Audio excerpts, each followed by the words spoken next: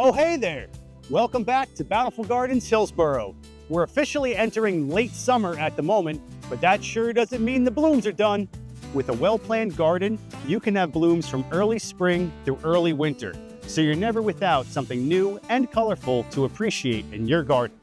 This week, we're talking about 3 fantastic late summer blooming perennials that you'd be silly not to include in your plant palette. The spotlight this week is on Sedum, Veronica, and Lobelia. So open that mind, it's learning time. Sometimes it can be really tough to find that perfect plant with an abundance of color for that really hot, dry spot in your garden. If you're having a tough time, maybe you should look into Sedum. There's 3 distinct characteristics of Sedum which make it one of my favorite plants to use. Number 1, the variety of colors. As you can see behind me, there are so many different types of Sedum to choose. Number 2 is it's in the succulent family. So it's got that nice broad leaf succulent-like foliage to it, which makes it different from many of the other plants in the garden.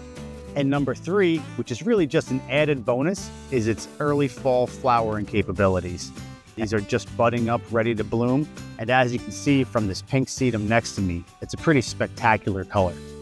If you're looking for a plant that gives you seasonal, year-long interest, look no further than Sedum. Coming in a variety of sizes, textures, shapes, there's a perfect sedum for you out there. There are 2 main kinds of sedum, the ground cover varieties and the bush varieties. The ground cover varieties tend to hold their leaves throughout the winter, giving it really nice interest. However, the bush varieties tend to keep their seed heads, which gives it really nice interest and attracts a lot of birds to your garden in the wintertime. As well as being covered in bountiful blooms that attract pollinators from all over, sedums and stonecrops are actually fully edible as well. They're really rich in vitamin C and antioxidants, and they have a flavor that I would call sour broccoli. It's very green with a little bit of a tang to it. Probably best chopped up in a salad with a sweet vinaigrette or in a stir fry. Sedum are a great addition to any garden, as they add interest through their ever-changing leaves and provide you with late summer to fall blooms. They also make a great ground cover, which makes them a wonderful option for a rock garden or a green room. So don't let that dry spot in your garden go bare any longer. Brighten up that space with some sedum. Up next is another cottage garden classic that comes in a whole range of colors, bringing pollinators in from far and wide. Let's take a closer look at Veronica. So if you're looking for a set it and forget it type of perennial that will give you long-lasting blooms from midsummer all the way to fall, Veronica, aka Speedwell, is the right plant for you. This extremely low-maintenance, deer-resistant perennial is such a good choice for the garden because it doesn't require that much. Once you get it in the ground and it gets established, it gives you such reliable blooms throughout a majority of the season that there's no reason you shouldn't have Veronica in your garden. So what makes this perennial particularly spectacular is its long bloom time. The flower starts at the bottom of the stalk, and then as it opens up, it continues to grow upward. So as you can see, we're in the middle of August, and we've still got the same stalk producing blooms at the top. And you can see the bees are very, very attracted to it. Other than its vertical interest in these long-lasting, beautiful blooms, Veronica has a slight herbally tea smell to the flower, giving it another piece of interest in your garden. In addition to that, Veronica is beloved by a plethora of different insects, including hoverflies, bumblebees, honeybees, moths, skippers, beetles, and so many more. As well as being enjoyed by bumblebees, Veronica flowers can be steeped in a tea and used as a skin cleanse for eczema or other rashes, and long ago in Victorian England, it was used as a gut cleanse as well. Personally, I prefer to just enjoy Veronica for the colorful blooms that'll keep lasting throughout the end of the season. Veronica is a sun-loving perennial that likes drier, well-drained soils. They work great as a cut flower, lasting up to 7 days in a cut flower arrangement. And as a fun fact, they're in the plantain family. Veronica is one of those plants that can fit just about anywhere in your garden. So why don't you carve out a spot for some Speedwell today? Closing things out this week is a late blooming, wet site tolerant perennial that pollinators just can't get enough of. That's right, it's Lobelia, or Cardinal Flower.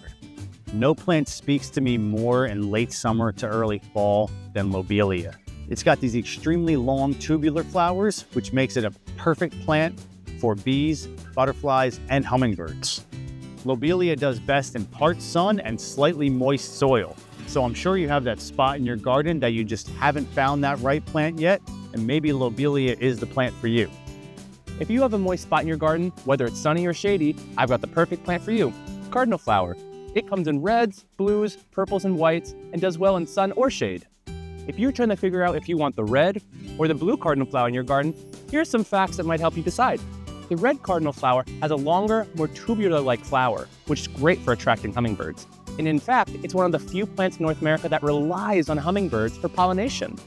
Blue Cardinal Flower has a shorter, wider opening to the flower, which is a lot more attractive to bumblebees. So this plant actually relies on bumblebees to pollinate rather than hummingbirds. Lobelia is such a cool plant with a lot of interesting qualities to it.